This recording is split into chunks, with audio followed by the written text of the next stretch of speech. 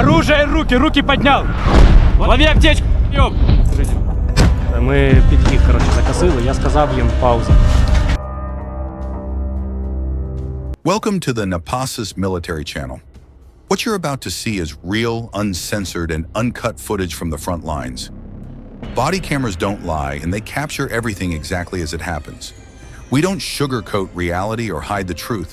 We show war as it is, with all its cruelty and pain, all its horrors and the heroism of those who risk their lives every day on the front lines. In the Bakhmut direction, the assault team moves through a forest belt where every meter of land is contested and every step could be their last.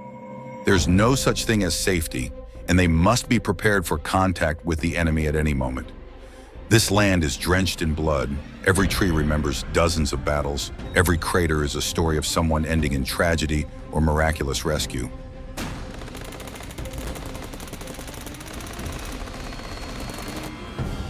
Bare trees, no cover or camouflage.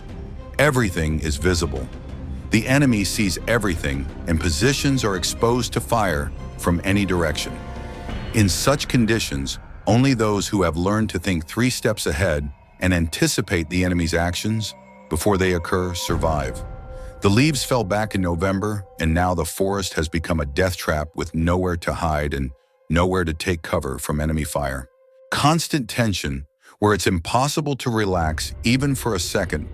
Any sound could mean death, and any movement could be the last, attracting a sniper's attention or directing artillery fire. Soldiers live here for weeks, sleeping 2 hours a night. This is their reality, and they don't know when it will all end, whether they'll see the sunrise tomorrow or whether this is their last day on this earth.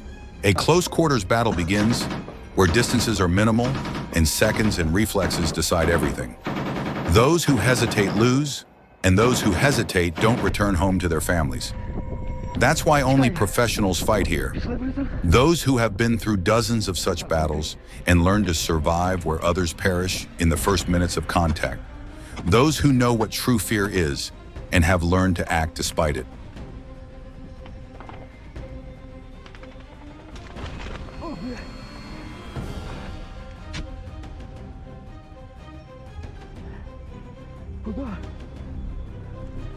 Every soldier here is a unique story, each with their own reason for being on the front lines and their own motivation that drives them to rise and fight every day.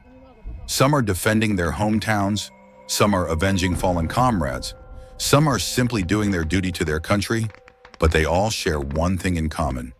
They are here, and they are holding the line no matter what. Wounded, evacuation under fire, every second counts. Hesitation means death. You don't abandon your comrades, and that's an ironclad rule that's never discussed here under any circumstances. 4 risk their lives for 1, because tomorrow that 1 could be you, and then your comrades will risk the same for you. This isn't heroism, it's simply the understanding that you're one family here, and that only mutual support offers a chance of survival in this hell. Третій, там є третій. Він його почне звати. Ми третього беремо. Рота. Різкий степ. Там остався роба, по-моєму. Коротше, вишманали. Цей баран со вчорашнього дня. Баран новий раз. Moving between positions is a distinct art form, requiring the use of every terrain feature, every cover, every crater, and every fallen tree. One false step and the entire group is exposed. One mistake and the mission is a failure, with losses inevitable. Therefore, every action is calculated in advance, and every route is planned with consideration of all possible threats and escape routes in case something goes wrong. Artillery shells hit a position, and the blast wave knocks you off your feet, deafens you, and renders you disoriented for a few seconds. The ground shakes, making it impossible to breathe from the dust and smoke. Shrapnel whistles overhead, and explosions follow one after another without a break. But within a minute, you must rise and continue your mission, because the enemy won't wait for you to recover. They'll exploit any weakness, any hesitation, to seize the initiative and strike. This is their daily life, their reality. Impossible to understand while sitting at home in front of a computer screen in a warm room with a cup of coffee. Water comes from a well dug 10 meters deep in the trench. Food is delivered by drones once a day. and that's only if they're lucky, if the weather permits, and if the drone isn't shot down en route. There are no amenities, only dirt, cold, and constant readiness for battle. Only a tension that never lets up, slowly but surely draining both physically and mentally. Fortifications are built directly under enemy fire, where every shovelful of earth could be the last. Every log laid down at risk to life amid the whistle of bullets and the explosion of mines. But without these fortifications, survival is impossible. They become a home for weeks and months to come, providing at least some protection from shrapnel and some shelter from the elements, which are just as deadly here as enemy fire. Night brings no relief because the darkness makes everything even more dangerous, and the enemy seizes every opportunity to attack or conduct reconnaissance in force. Soldiers take turns sleeping, fully equipped, and ready to spring to their feet at any moment. Sleep here is a luxury afforded only by a few, and only in snatches of 20 to 30 minutes between shifts. The alarm can sound at any moment, and then everyone is in position, all with weapons in hand, ready to repel an attack. Communication with command is maintained constantly because coordination is the only way to survive in this chaos and the only way to act effectively. Every report can save lives. Every command is carried out precisely and without delay. There's no time for discussion or doubt. There's only order and execution, because the entire system only works when everyone knows their place and their task. Equipment is checked 10 times a day because everything, from survival to the completion of a combat mission, depends on its proper functioning.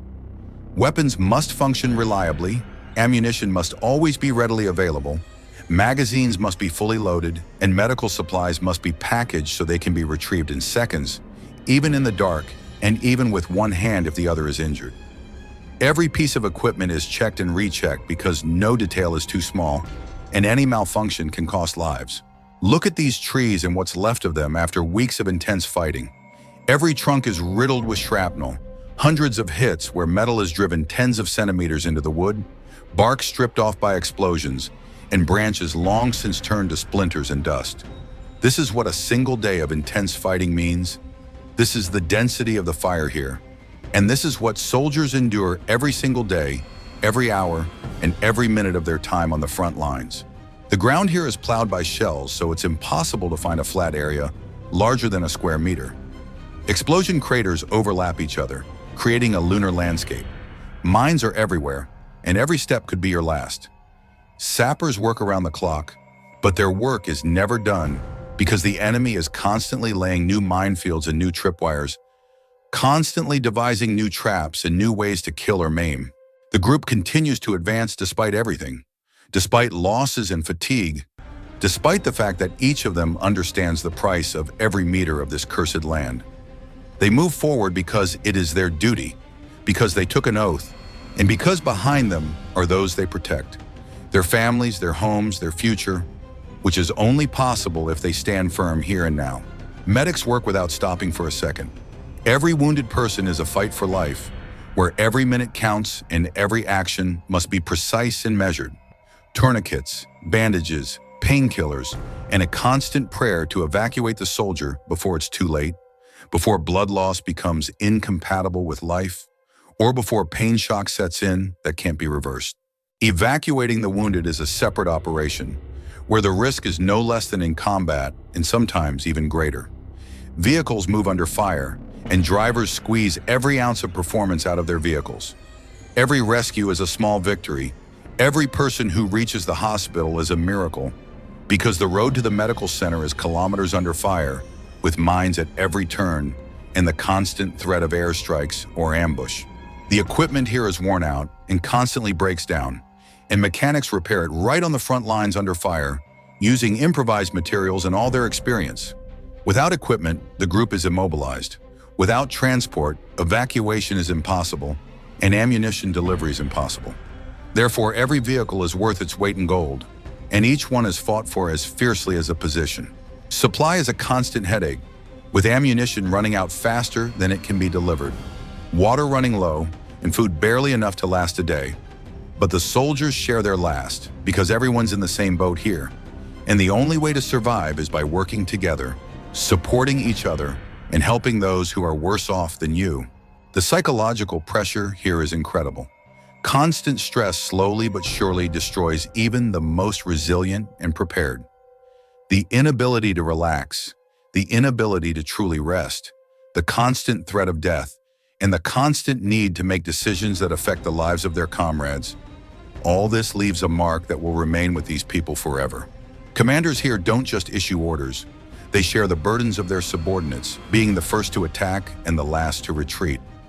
Authority here is earned not by stars on their shoulder boards, but by action, the ability to make the right decisions under fire, and a willingness to risk oneself to save others.